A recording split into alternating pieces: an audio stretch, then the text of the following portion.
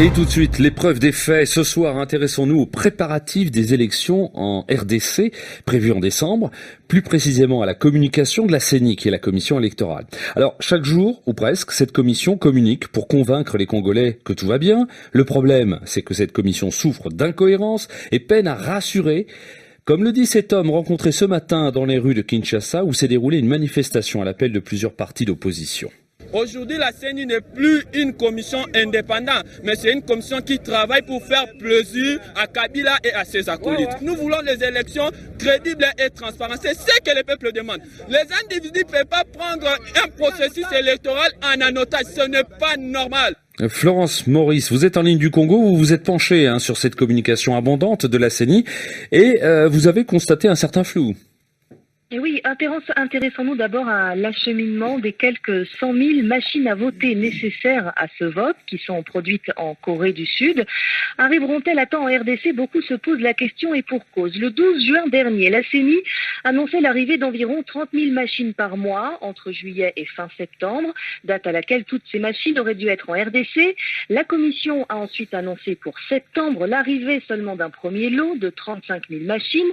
On était déjà très en dessous des prévisions. Finalement, ce premier lot n'est arrivé que le 6 octobre, avec, surprise, un peu moins de 20 000 machines. Et ce n'est pas tout. Si on cumule les annonces successives de la CENI à propos de ces machines qui auraient quitté la Corée du Sud, le total dépasse le nombre de machines commandées. On constate un flou similaire pour le reste du matériel électoral. Un exemple, la CENI assure que tout est arrivé. La semaine dernière, un communiqué évoquait 111 containers réceptionnés en RDC. Mais si l'on regarde le détail de où se trouveraient ces containers dans le pays, eh bien le compte n'y est pas. Alors à tout cela, que répond la CENI ? La commission électorale n'avance pas véritablement d'explications ou alors contradictoires et se contente le plus souvent d'annoncer de nouvelles dates. Aujourd'hui, elle dit par exemple que toutes les machines arriveront finalement le 5 novembre, mais comme elle ne communique plus avec ses partenaires traditionnels comme la MONUSCO, eh bien ces informations sont très difficiles à vérifier. Des incohérences donc, Florence, vous en avez relevé également sur l'utilisation de la machine à voter, Oui, autre sujet qui fâche à propos de cette machine, comment faire pour que tout le monde puisse voter dans les temps avec cet outil que les Congolais ne connaissent pas. La CENI a toujours affirmé qu'une minute suffisait à chaque électeur pour voter, mais sans en apporter la preuve. Or, les experts estiment que c'est irréaliste et qu'en l'état actuel des choses, une journée de vote ne suffira pas à faire voter tout le monde.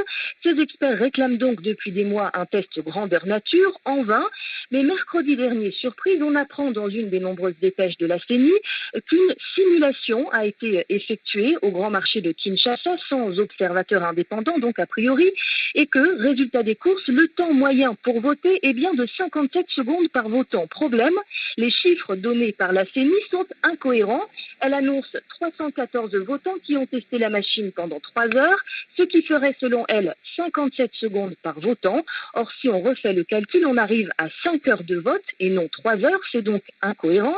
Il semble qu'il y aurait eu une confusion. Ce serait non pas 57 secondes, mais 0,57 minutes, soit 34 secondes, ce qui semble improbable aux yeux des experts. Bref, difficile d'y voir clair et interrogé à propos de cet imbroglio, le responsable de la communication de la CENI a estimé qu'il avait, je cite, d'autres chats à fouetter que de répondre à ces questions. Et on pourrait multiplier les exemples. Samedi dernier, une cérémonie de présentation des moyens logistiques de la commission était annoncée. Elle devait notamment présenter les hélicoptères qui doivent acheminer le matériel. Et finalement, cette cérémonie a été annulée sans explication. Alors, au bout du compte, la société civile, l'opposition, les experts en matière électorale s'inquiètent et dénoncent encore un manque de transparence à 2 mois du scrutin.